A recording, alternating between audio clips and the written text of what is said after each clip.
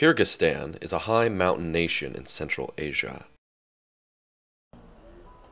Nice, Max. This predominantly Muslim country gained independence in 1991 from the Soviet Union.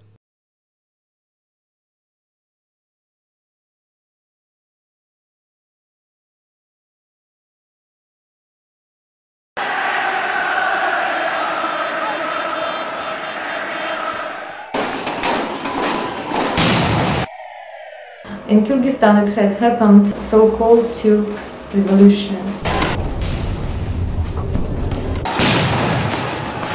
With mass civic protests in March 2005, the citizens of Kyrgyzstan revolted against their corrupt president and the lingering nepotism of the post-Soviet system.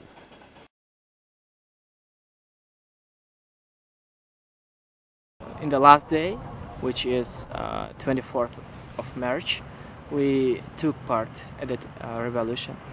It was a beautiful march. It was a beautiful march of citizenry. They demanded a pro-democracy government, liberal markets, the elimination of corruption, free elections, and human rights. The country should become a democratic country. It is called Popular Revolution. Question is who wants to build democracy? First of all, we wanted to make sure that the parliamentary elections were clean and free and fair. For young people, especially for me, I came there because I wanted to protect democracy ideas. Really, people over Kyrgyzstan, they were tired of the corruption.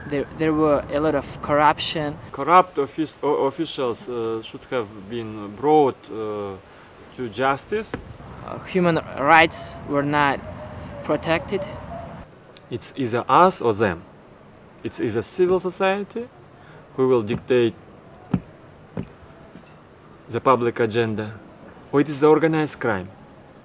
I'm telling you, the whole people, the whole nation, elites, everybody in the elites, everybody in Akayev government itself, they welcomed March 24 because everybody was fed up.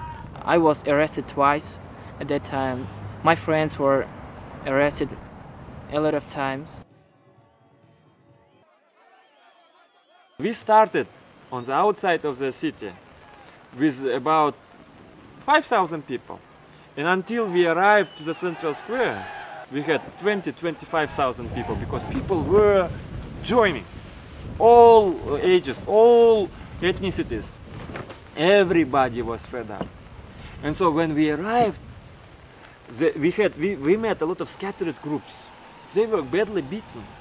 They felt angry, they were young people. Police here, many police soldiers also in this part. My mother, my brother will call me and telling me to get off. I said, no, if I have to die, I have to die. They were in front of the White House. There was one group of horseback policemen riding on us. There were a lot of policemen blocking the way to the White House. But then I couldn't just stop people. Actually, it's impossible to control, thousands of people.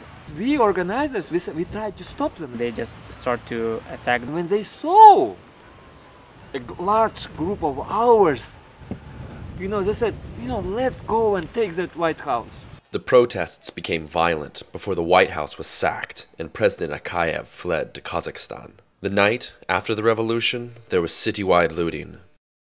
30,000 people just went through the city, and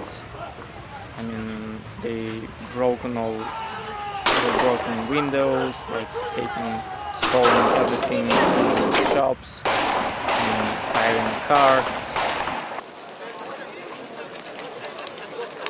In 2007, another revolution was attempted, but it failed amongst widespread rumors that the protesters were paid to demonstrate.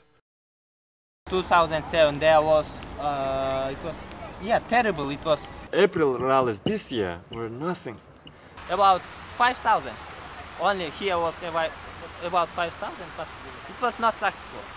It was clearly something just to buy popular support. People just were paid for voting, for demonstration. They spent about $4 million. It wasn't nothing democratic, and so we didn't join.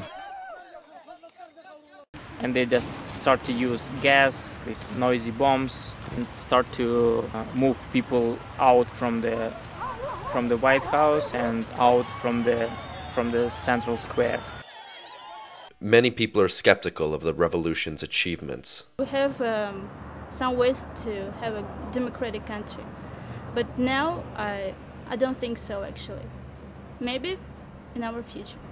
Of course, it could have gone better. It was too quick. Very bad night, very bad day. For me, it's bad. I have a small business, but my business crashed. Nobody expected that it would be happening in a couple of hours. I expected days and days of this great civic school, of this great catharsis experience, national experience. We didn't have that. We didn't have that. But it was because the regime was so weak, and that the elites, and the cabinet members, the security, everybody betrayed the archive. It's not revolution. We cannot call it revolution because as a result of the revolution, the main system should change, not just a person. The system is mostly the same, and we still have instability, corruption, and economical problems, and it will never change if we will not change the system. They were, of course, expecting very short-term, improving of their life, but of course it cannot happen because system is corrupted.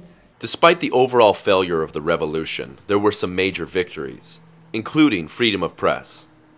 Today, Kyrgyzstan is one of the freest Central Asian societies in terms of its independent press. And we had a victory over that organized crime.